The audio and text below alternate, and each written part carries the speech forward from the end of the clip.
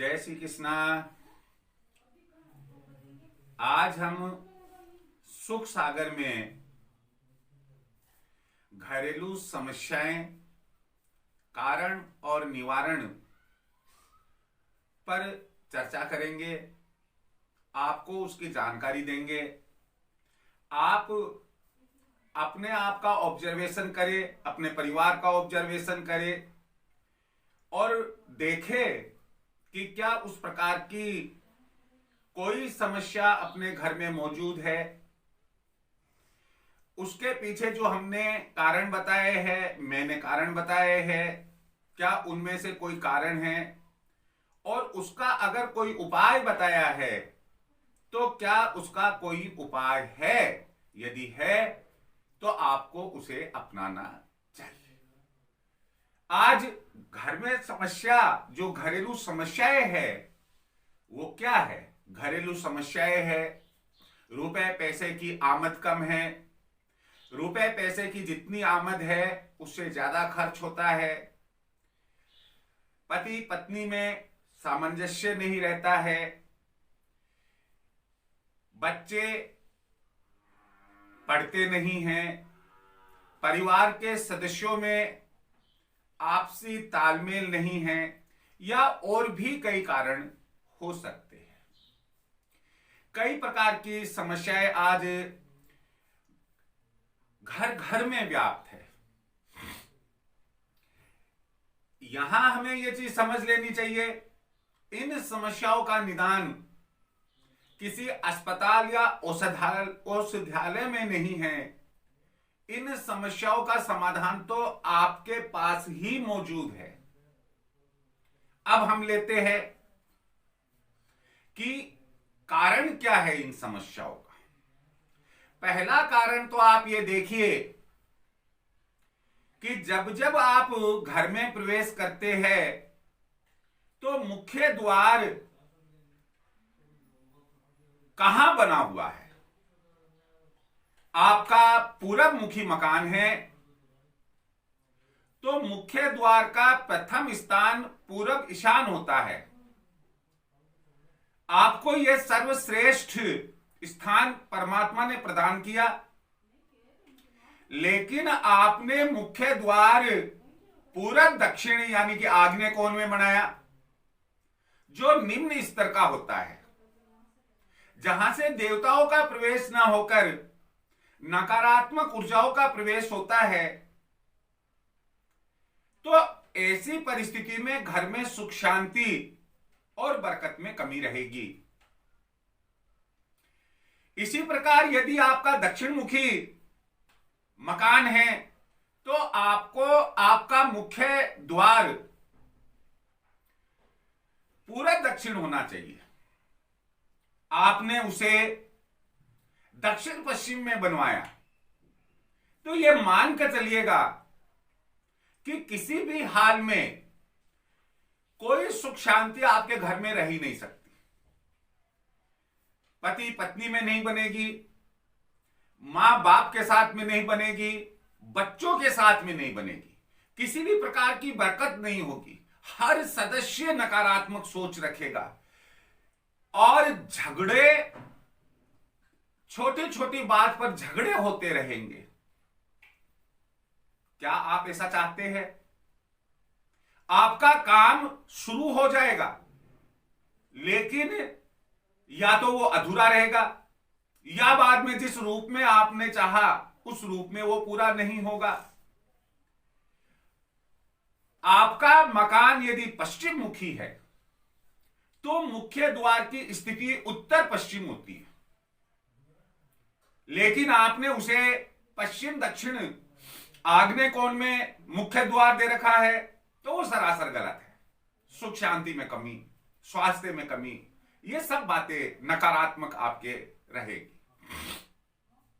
मकान यदि उत्तर मुखी है तो प्रथम स्थान जो उच्च का है मुख्य द्वार के लिए वो उत्तर पूर्व कोण, उत्तर ईशान कोण होगा।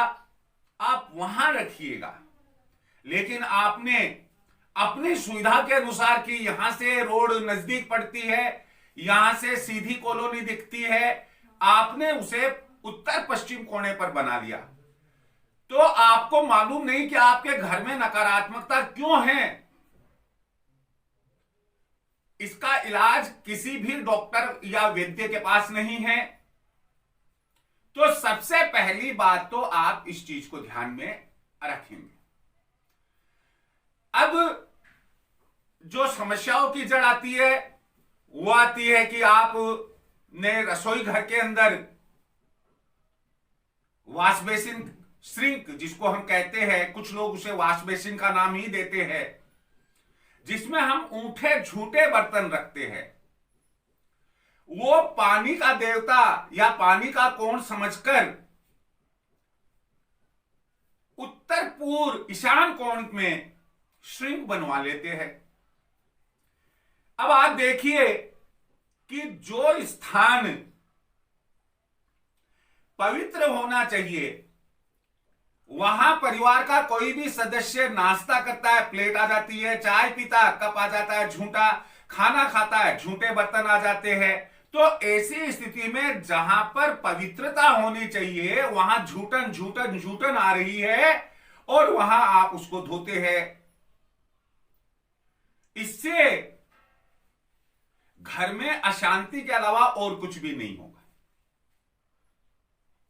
आप रसोई के संबंध में देखिए, अगर रसोई घर में कहीं पर भी टूट फूट है, कहीं पर भी रंग रोशन उतरा हुआ है, तो ऐसी परिस्थिति में उस घर की महिलाएं स्वस्थ नहीं रह सकती है।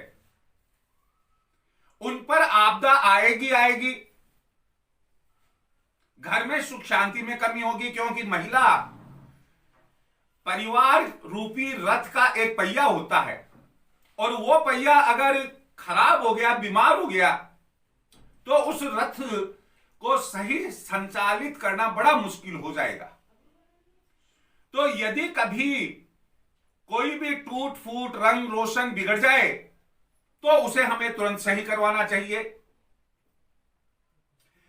श्रिंक की बात कही तो श्रिंक का उपाय यह है कि श्रिंक कैसे भी हो वह दक्षिण पश्चिम के कोण में, नैऋत्य कोण में होना चाहिए। उसके आगे हम चलते हैं कि यदि आपने रसोई में परिंदा रख लिया तो रसोई तो अग्नि देवता के लिए है, आपने वहां परिंदे को स्थान दे दिया, जल देवता को स्थान दे दिया, तो आपके दुश्मनों की संख्या बढ़ जाएगी, आपकी समस्याएं आ जाएगी। इसलिए कभी भी उसके अंदर परिंदा ना रखे।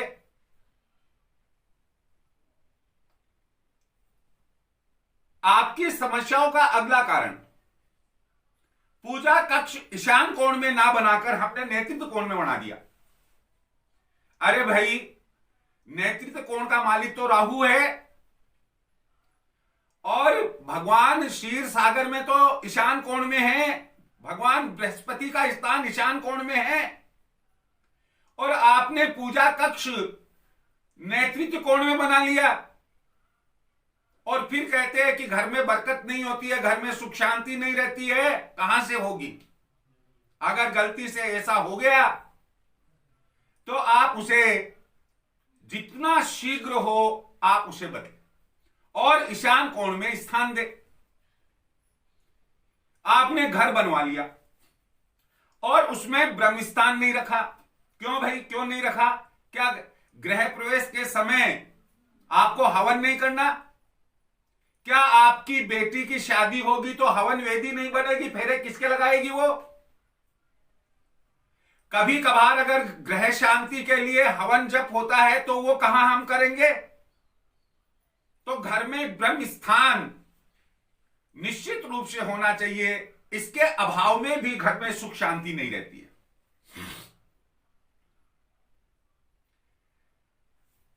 आपने तय कर रखा है कि सूर्य अस्त होने के बाद में झाड़ू लगाऊंगी या सूर्यास्त के समय झाड़ू लगाऊंगी, घर में कूड़ा करकट वो सब बाहर सूर्यास्त के समय फेंकूंगी।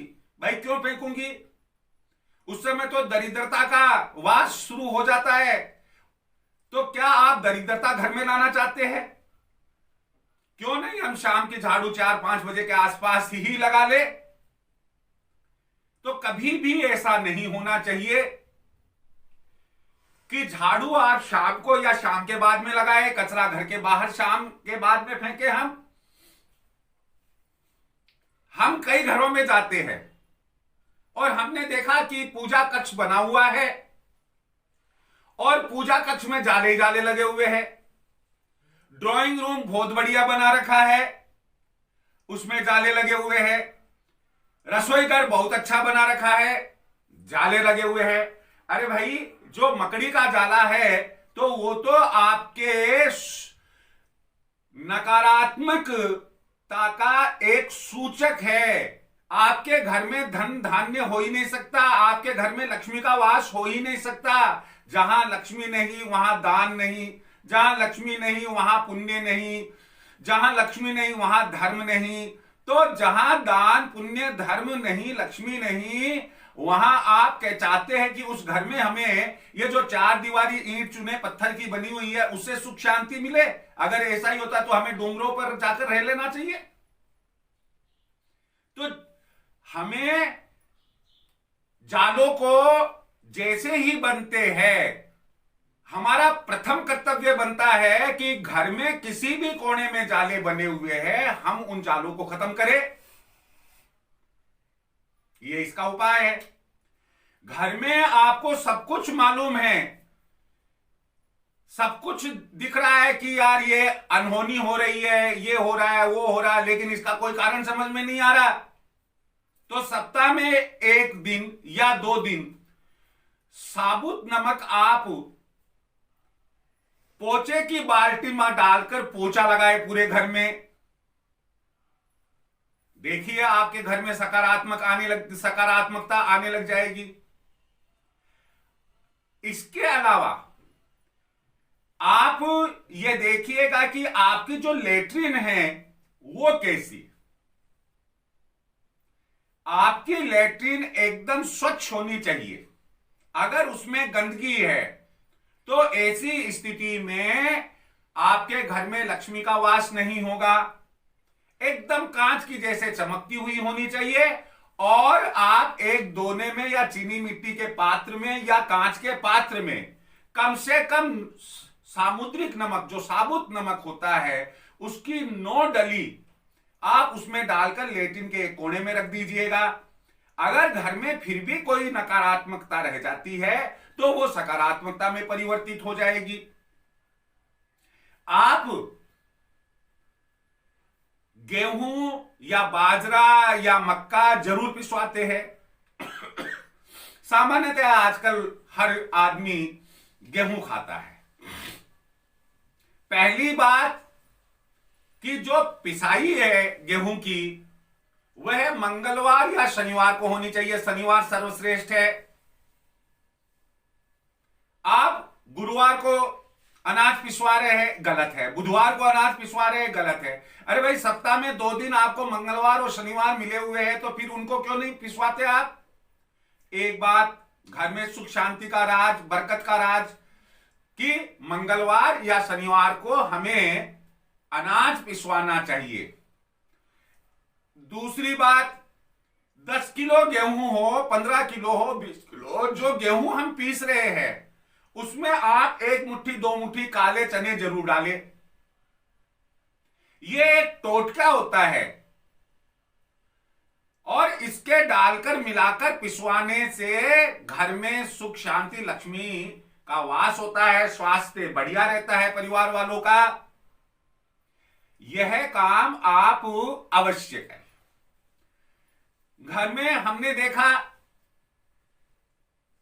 कि जो नेतृत्व कोण में कमरा है हम उसको बहुत साफ सुथरा रख रहे हैं। यदि मास्टर बेडरूम है तब तो कोई बात नहीं है, क्योंकि उसमें हम यानी कि जो घर का मुखिया होगा वो रहेगा, वास करेगा। लेकिन आपने एक छोटा कमरा बनवा रखा है जो अन्य कमरों से छोटा है, तो आप उसे एक स्टोर रूम के रूप में काम में ले और उसकी ज्यादा साफ सफाई ना करे, बल्कि जो बचा हुआ सामान टूटा फूटा, मशीन अटाला सटाला, ये सब उसमें रखें। उससे उससे आपके घर में सुख शांति रहेगी। तो आज हम इतना ही विचार करेंगे। समस्याओं के कारण और उनके उपाय के संबंध में अगला वीडियो जरूर देखिएगा आप। अगले वीडियो में हम इसका दूसरा भाग रखेंगे।